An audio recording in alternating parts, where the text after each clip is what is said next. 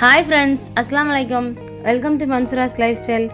இன்னைக்கு நம்ம சேனல்ல என்ன பார்க்க போறோம்னா நம்ம எல்லாருக்கும் பிடிச்ச மரவள்ளிக்கிழங்கு சிப்ஸை எப்படி ஈஸியான ஸ்டெப்ஸை ஃபாலோ பண்ணி செய்யறதுன்னு பார்க்க போறோம். கூடவே மரவள்ளிக்கிழங்கு பொரியலும் எப்படி ஈஸியா செய்யறதுன்னு பார்க்க போறோம். இது பிகினர்ஸ்க்கான வீடியோ. நீங்க கிழங்கை இந்த மாதிரி சுத்தி கீறி விட்டுட்டு அதோட தோலை உரிச்சிங்க அப்படினா ஈஸியா அதோட தோல் உரிஞ்சு வந்துரும். இப்போ எல்லா கிழங்கோட தோலையுமே நம்ம உரிச்சாச்சு. இதை சீவி எடுத்துக்கலாம். உங்களால் அரிவாள் மனையில் நைஸாக சீவ முடிஞ்சால் சீவுங்க. அப்படி இல்லைன்னா இந்த மாதிரி சீவு கட்டை வச்சு நீங்கள் கிழங்க சீவி எடுத்துக்கோங்க. சீவு கட்டையை நல்லா அழுத்தி பிடிச்சிக்கிட்டு நீங்கள் கிழங்க சீவுங்க.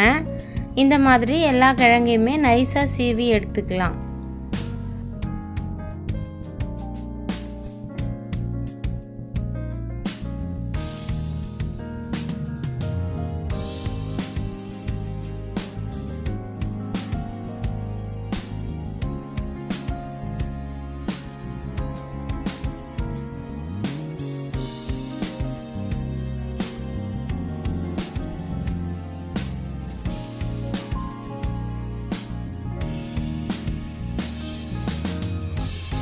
இப்போ கிழங்க சீவி எடுத்தாச்சு. இதை வறுக்கிறதுக்காக அடுப்பில் வானலை வச்சு நமக்கு தேவையான அளவுக்கு எண்ணெய் ஊற்றிக்கலாம். எண்ணெய் சூடு ஏறிச்சான்னு செக் பண்ணிவிட்டு நம்ம சீவி வச்சுருக்க கிழங்க இந்த மாதிரி ஒன்று ஒன்றா சேர்த்துக்கலாம். அடுப்பை மீடியம் ஃபுல் ஃப்ளேம்லேயே வச்சுக்கோங்க. அப்போ தான் ரெண்டு பக்கமும் கிழங்கு வெந்து வரும். இதோட சலசலப்பெல்லாம் அடங்கின பிறகு நாம் கிழங்க திருப்பி விடலாம்.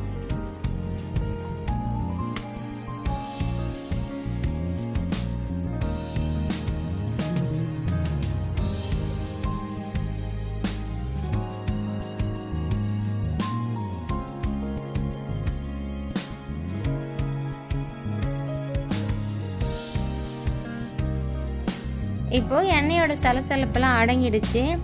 கிழங்கோட கலரும் மாறிடுச்சு. இப்போ நம்ம இதை எண்ணெய் இல்லாமல் வடிகட்டி எடுத்துக்கலாம். இந்த மாதிரியே நம்மக்கிட்ட இருக்கிற மீதி எல்லா கிழங்கையுமே வறுத்து எடுத்துக்கலாம்.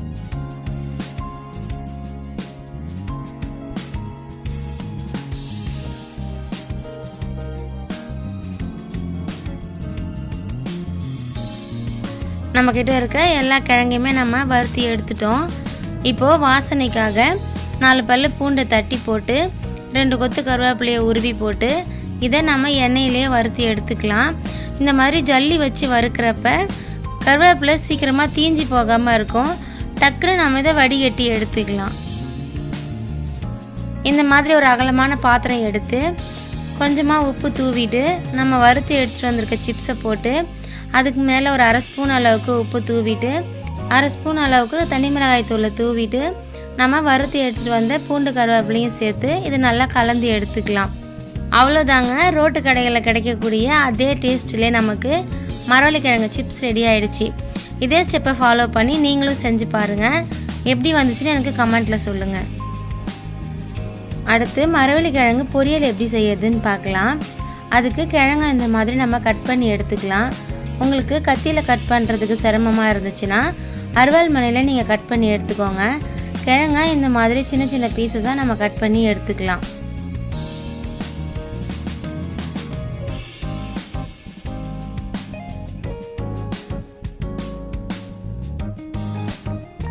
நம்ம எல்லா கிழங்கையுமே கட் பண்ணி எடுத்தாச்சு. நம்ம கிழங்க கழுவிட்டு அரிஞ்சதுனால இப்போ கழுவ தேவையில்லை. இப்போது வேக வச்சு எடுத்துக்கலாம். இதுக்கு ஒரு குக்கரை எடுத்து நம்ம கட் பண்ணி வச்சுருக்க கிழங்க சேர்த்துக்கிட்டு தேவையான அளவுக்கு தண்ணி ஊற்றி 1/2 ஸ்பூன் அளவுக்கு உப்பு 1/2 ஸ்பூன் மஞ்சள் தூள் போட்டு இதை ஒரு 2 விசில் விட்டு எடுத்துக்கலாம். குக்கரோட வெயிட் அடங்கிருச்சான்னு செக் பண்ணிவிட்டு நம்ம திறந்து பார்க்கலாம். கிழங்கு நல்லா வெந்து வந்திருக்கு. 2 விசில் தான் விட்டோம், ஆனால் எந்த அளவுக்கு வெந்து வந்திருக்கு பாருங்கள். இப்போது இதை தாளிச்சிக்கலாம்.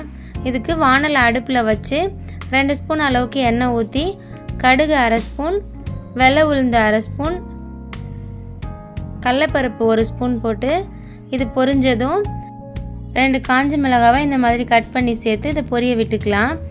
இது கூடவே ஒரு கொத்து கருவேப்பிலையை உருவி சேர்த்துக்கலாம். இது பொரிஞ்ச பிறகு ஒரு வெங்காயத்தை இந்த மாதிரி பொடி பொடியாக கட் பண்ணி இதை வதக்கி எடுத்துக்கலாம்.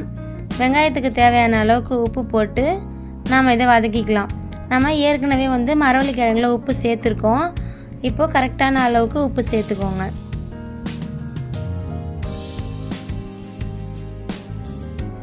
வெங்காயத்தோட கலர் இந்த அளவுக்கு மாறின பிறகு நம்ம வேக வச்சு எடுத்துக்கிட்ட மரவள்ளி கிழங்கு இதில் சேர்த்து எல்லாத்தையும் நல்லா கலந்து விட்டுறலாம். கிழங்கு கொஞ்சம் அதிகமாக வெந்துடுச்சு. நீங்கள் குக்கரில் வைக்கிறப்ப ஒரு விசில் மட்டும் விடுங்க. வானலில் வைக்கிறதா இருந்தால் 5 நிமிஷம் மட்டும் வேக வச்சு எடுத்துக்கோங்க. அவ்வளோதாங்க, நம்மளோட மரவள்ளி கிழங்கு பொரியல் ரெடி ஆகிடுச்சு. என்னோடய வீடியோஸ்லாம் பிடிச்சிருந்தா லைக் பண்ணுங்கள். ரொம்ப பிடிச்சிருந்தா உங்கள் ஃப்ரெண்ட்ஸ் அண்ட் ஃபேமிலிக்கு ஷேர் பண்ணுங்கள். மன்சுராஸ் லைஃப் ஸ்டைலை சப்ஸ்கிரைப் பண்ணி எனக்கு சப்போர்ட் பண்ணுங்கள். Thank you friends. Bye bye. Keep supporting me.